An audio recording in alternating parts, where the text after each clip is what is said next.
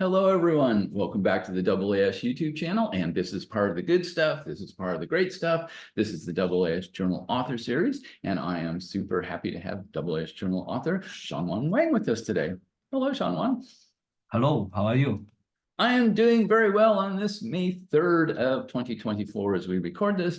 And Zhenguang, where are you located at? I'm in Michigan so far. It's a little bit raining today.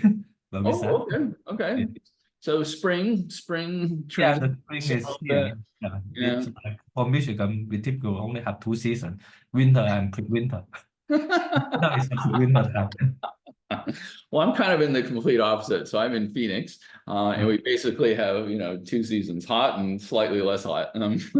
Oh, I see. Very opposite. Right.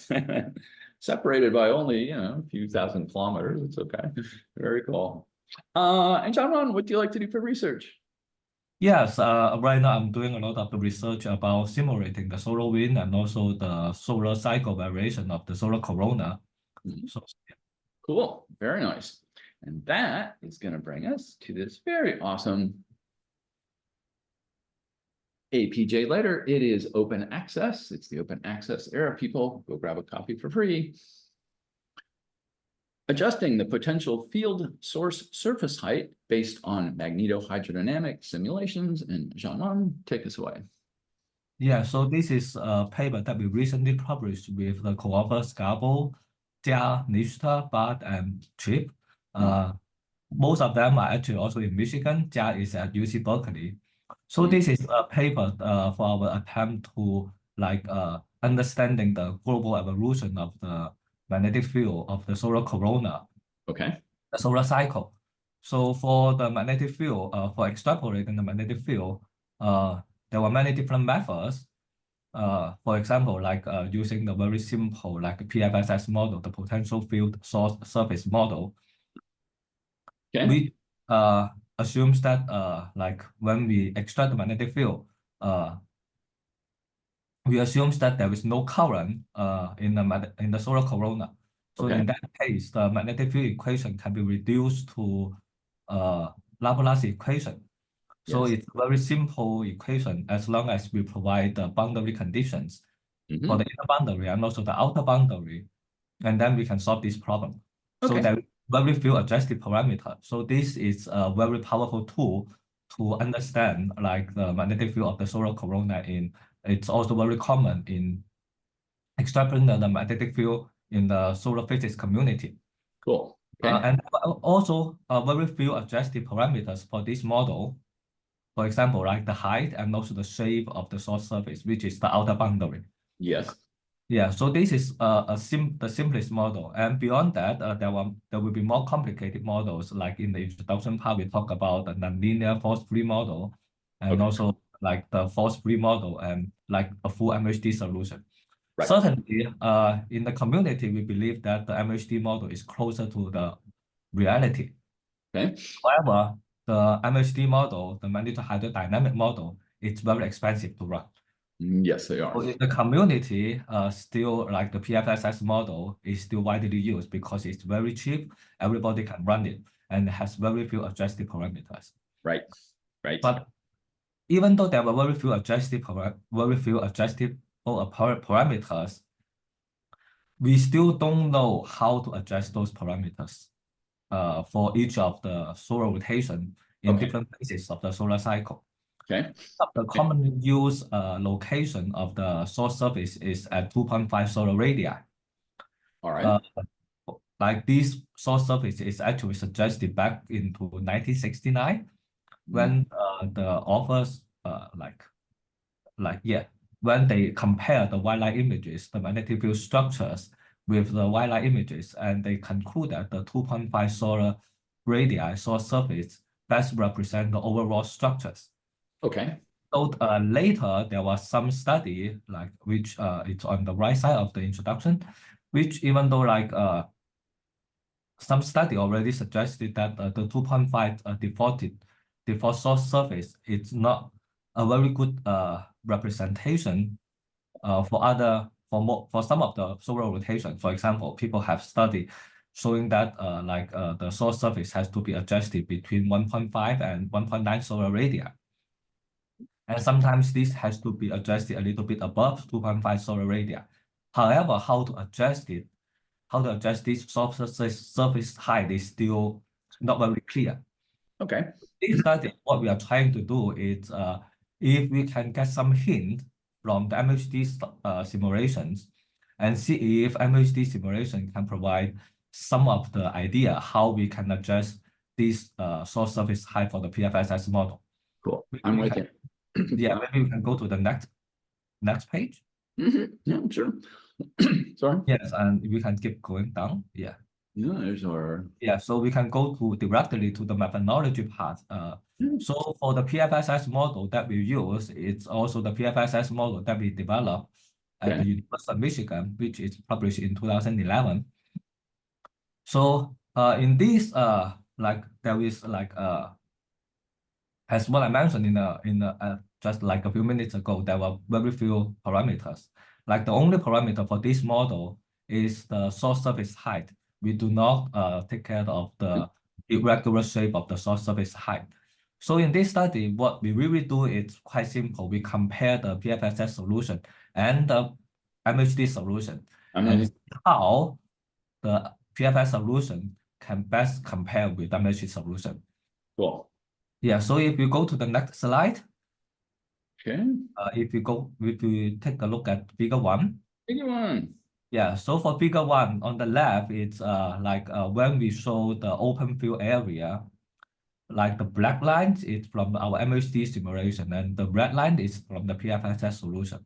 Okay. We can see that from 2011 to 2019, we can see that the evolution of the open field area predicted from the MHD solution, and also the PFSS solution provided by the default source surface height, 2.5 solar radii. You can see that solar minimum, the MHD solution tend to give a larger open field area. And in solar minimum, the MHD solution tend to give a smaller open field area. The ratio between the MHD solution and the PFS solution is actually shown on the right, which we can like a better idea how the ratio of these or the ratio of the two solutions look like. So we can see it actually have a very clear trend. It's surprisingly clear that in solar minimum, the MHD solution provides a larger open field area. But in solar maximum, the MHD solution provides a smaller open field area. Yes. So this comes up like a natural question is, if we adjust the source surface height of the PFSS model, yes, so that the open field area is, so the open area match the MHD solution, what will the solution look like, right? Good.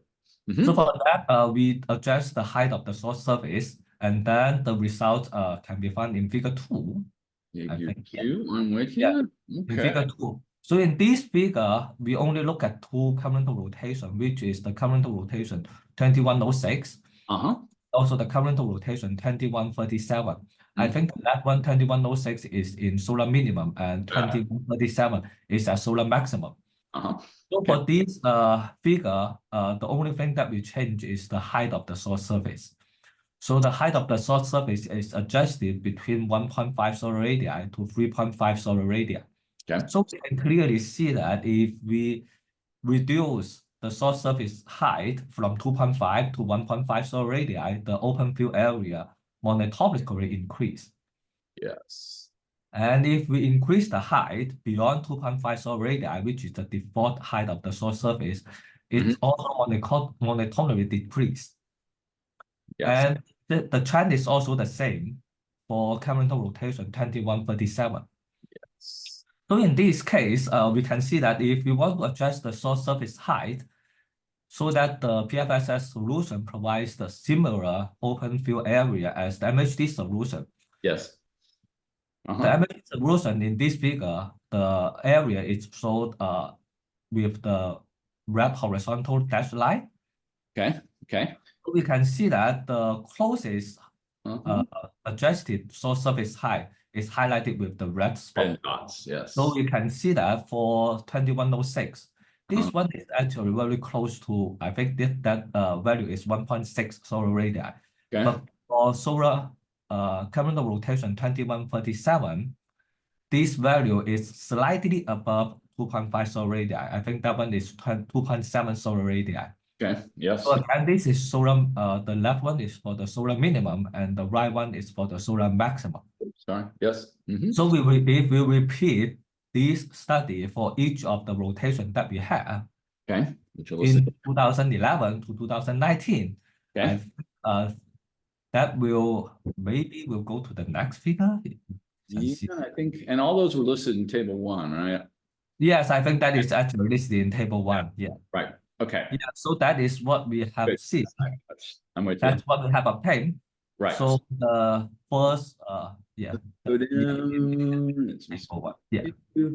Figure 3. Oh, yeah. In figure 3, it's like so in figure 3, it's certainly when we adjust the soft surface height, we want to see how the magnetic field topology change Right. between the two soft surface height. Mm-hmm. So for this purpose, we again plot the magnetic field topology for the two rotations that we have for the figure 2. Yeah. So the left one is for current rotation 2106, and the right one is for current rotation 2137. Good. So the top panels is the default source surface height. So we can see that that actually it's like what is the solution look like at the y equal to 0 plane. And the middle panel, it shows the MHD solution, what the magnetic field topology will look like based on the MHD solution. Okay. The bottom panel is how the magnetic field topology will change if we adjust the source surface height.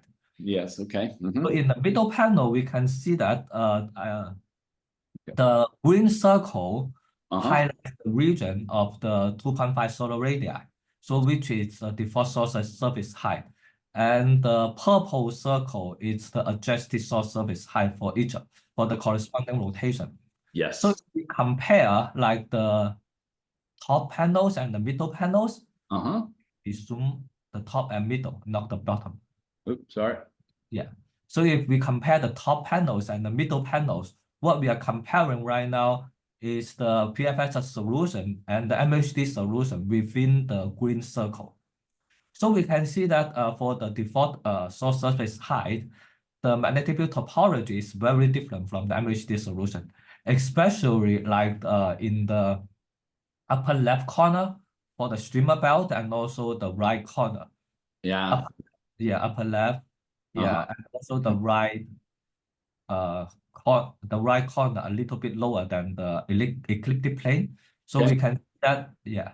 So these kind of structures, it's very different from the MHD solution. We can see that the MHD solution actually reject the magnetic field line out due to the wind acceleration. So that is not as rounded as the default PFSS solution. Yeah, it's sharper. However, if we compare the purple circle with the bottom panels, that is within the adjusted source surface height for that region. So when we compare that region, the MH solution and adjusted PFSS solution, they actually look closer than the default source surface height.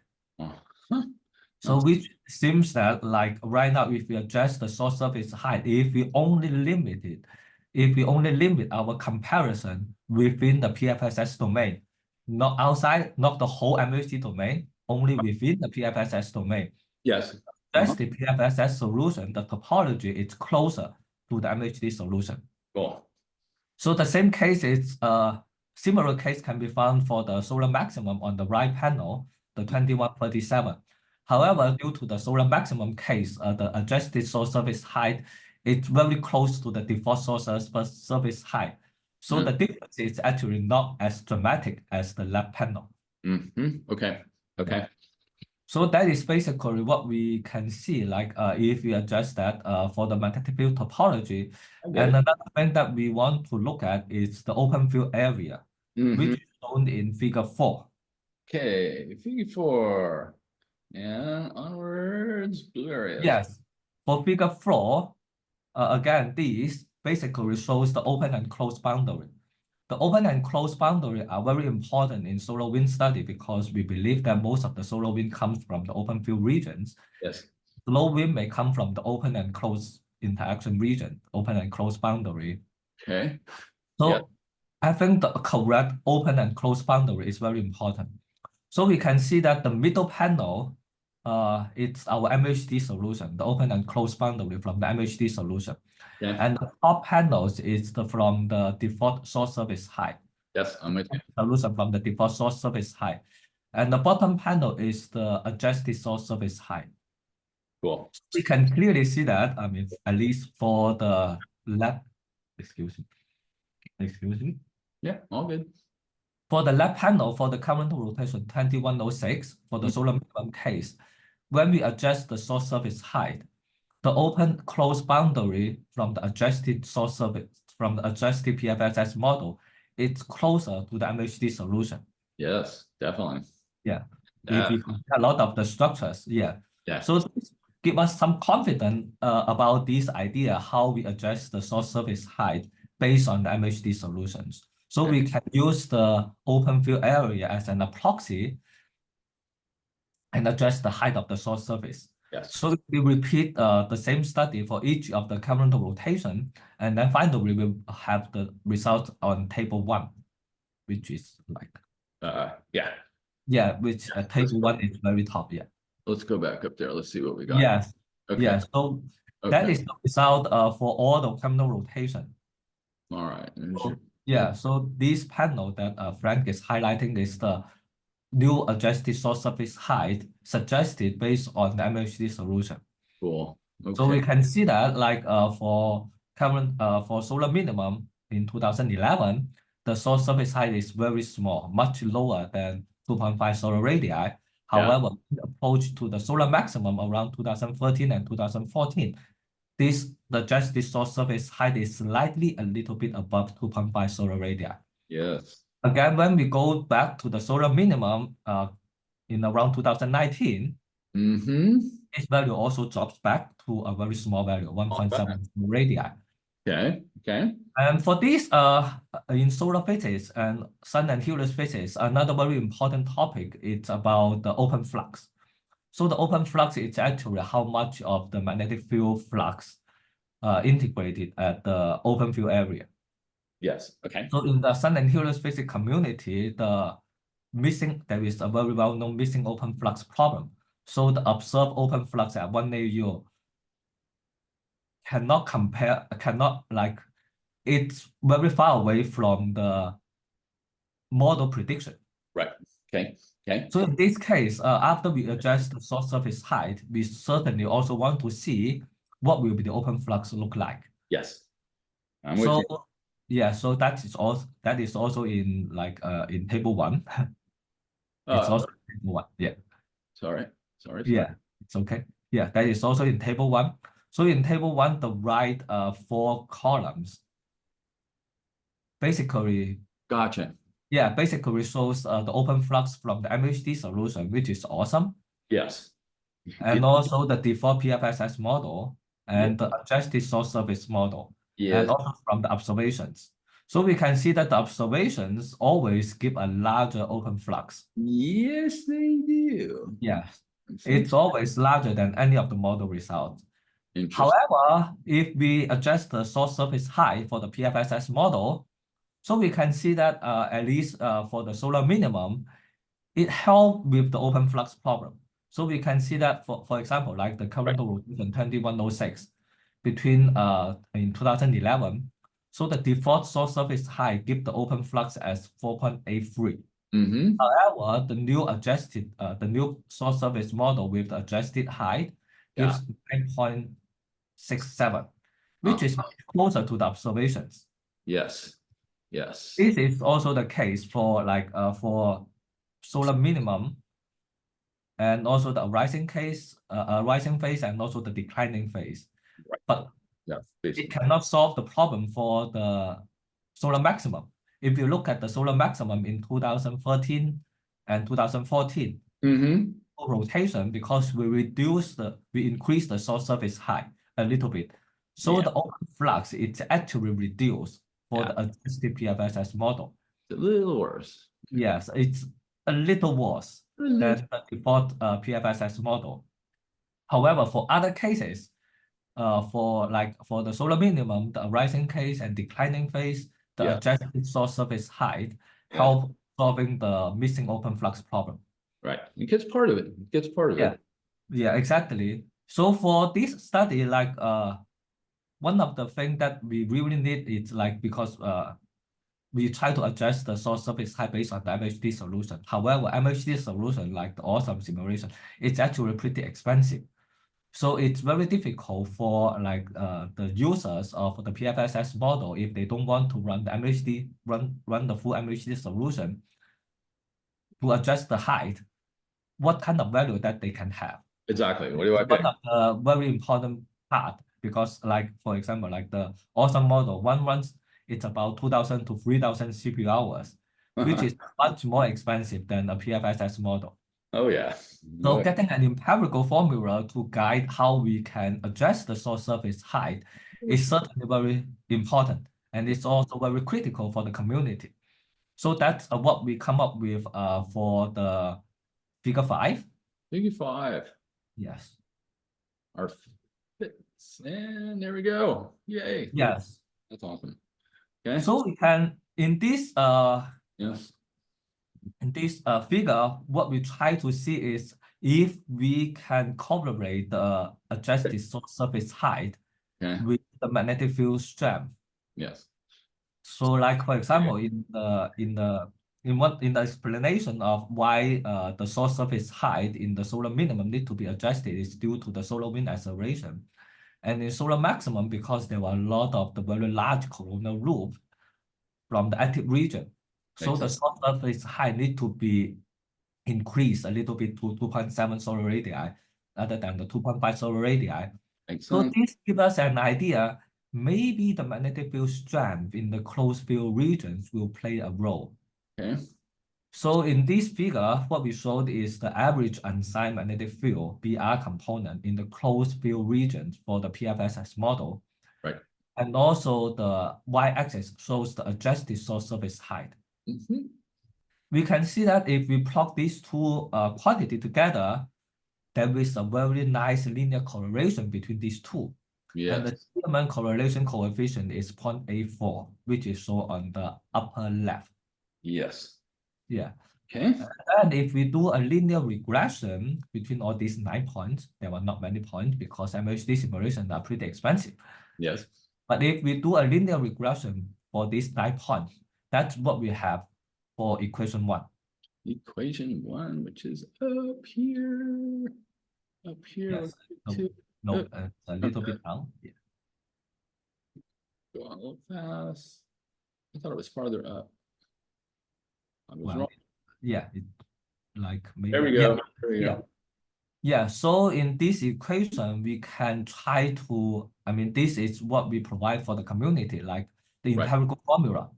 So if you want to adjust the source surface height without running the MHD model, we can first run the PFSS model and then get the unsigned BR component in the closed field region. Yes. And then use this formula as a proxy to get the adjusted source surface height. Which is number 2 pick. Yes. Yeah. So which is not very complicated. So it's only a 2-step process. So the first step is to run the PFSS model with the default source surface height. Okay. And then we get the magnetic field topology, everything. And we calculate the unsigned BR in the closed field regions. Yes. And then we plug into this equation 1, and then we will have the adjusted source surface height. And then we run the model again. That's the new PFS model with the adjusted height. Very cool. So that basically it's our conclusion. So I would say that our study is very new here because in the community in the past, when people try to adjust the source surface height, most of the time they compare the source surface height with the open flux observations at 1 AU. Okay.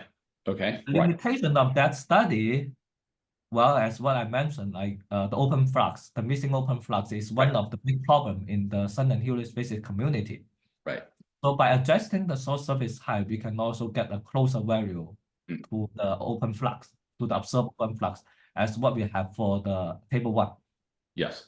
However, the limitation for that is it's not straightforward to obtain like a long-term evolution of the source surface height in the solar cycle. Yeah. But our approach does not compare with the observations, compare with the MHD solution. Yes. And the input for both the MHD solution and the PFSS model is the same. It's the solar magnetic field observation on the surface of the sun. Gotcha. And the MHD solution, because we solve the full MHD equation, so it should represent like the real physics. If the physics is correct within the MHD model, it should represent what is there for the solar corona.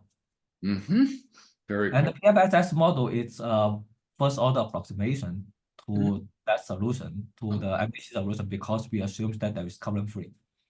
Yes. So by using the MHD solution to adjust the source surface height, we can have an idea how the magnetic field topology, the long-term evolution of these in the solar cycle. And we clearly see that the adjusted source surface height has a trend. It's like random in the solar cycle. It's like the adjusted source surface height, it's a small value in the solar minimum and a slightly larger value in the solar maximum. So that there is a long-term evolution for the source surface height for the PFSS model. Very So good. that is, and also this tool, the PFSS model, is also commonly used in determining the source regions of the solar wind. So if we use the default source surface height, it may end up with a very different location. However, with a new source surface height, which is closer to the magnetic field topology of the MHD solution, it certainly is possible to give a more accurate solution for the source surface of the solar wind. Cool. I'm with you. Yes. And so I think that's all for this paper. That is lovely. Very lovely. Very, very lovely. I love the simplicity of equation 1. It's great. Yeah, thank you. Yeah. I always try to come up with simple formula. Yeah, so well, that, yeah, because simple things is better for people to understand.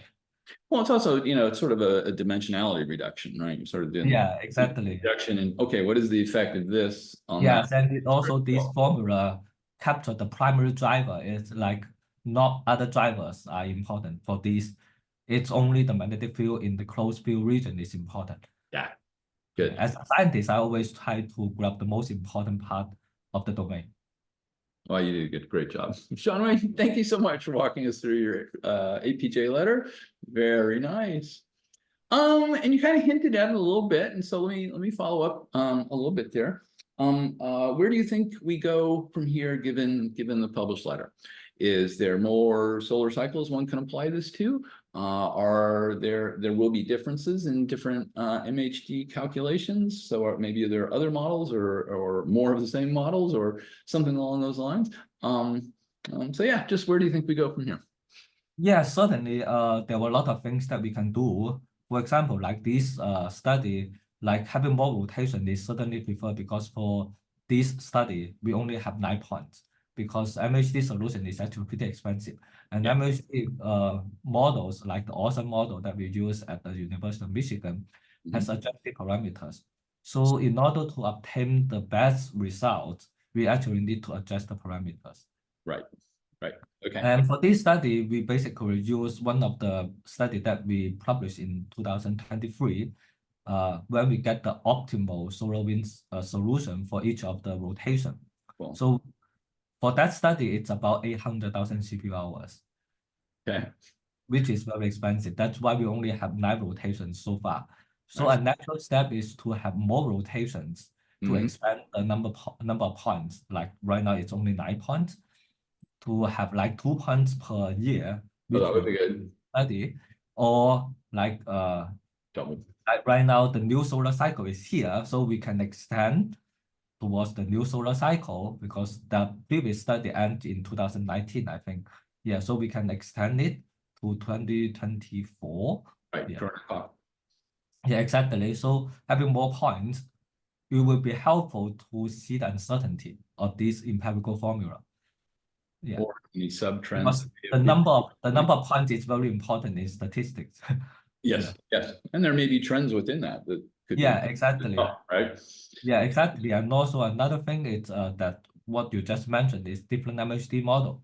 In the community, there are certainly different MHD models. Yes. So we can certainly see, I mean, if we run another MHD model, like for example, the MAS model from the PSI, Okay. whether we will have similar conclusions. Okay. And if we have similar conclusion, that's great because that basically means both MHD solutions are very close. Yes. If Yeah. unfortunately we have slightly a little different results, and then we can try to see the physics between the different physics between different models. For example, the awesome model and MAS model. Right. What are the different physics and why we will have a different result? What are the primary reasons responsible for that? And that will also help us understand what will be more important in driving the solar wind in the solar cycle. Cool. And also another thing that we can potentially do is in this study, the limitation is also for the PFSS model, as what I mentioned, even though there were only very few adjusted parameters, but the source surface height and the shape of the source surface model Great. important. In this study, we only consider the height of the source surface model. Right. And the shape of the source surface model is not investigated yet. Clear. Okay. Yeah. So which will be also one of the very interesting thing, like for example, like if the shape of the source surface model, the shape of the source surface will has a long-term evolution in the solar cycle. For example, whether it will be more close to a circle, Right. a maximum, Right. or will be close like a very highly ecliptic Right. orbit in different in solar maximum or solar minimum, that is still unknown yet. Cool. Yeah, so that will be also one of the potential study Yeah. community. But for that, we actually need to develop a new model because we need to make significant modification for the PFSS solver. Okay. Okay. Making the non-source surface, making the irregular shape of the source surface is actually not very trivial. Yeah. Probably not. Yeah, but certainly, I mean, there may be other scientists already have this model, and then they can do similar study and see if that will have any chance. Yeah. Yeah. Yeah. That'd be cool. Good. Good. All right. Zhenguang, thank you so much for walking us through your very lovely article. Yeah, thank you so much for having me here. Sure. I appreciate that. Yeah. And that will do, everyone. And I hope this makes your astronomy day just a little bit better. And we will see you on the next one. Bye-bye.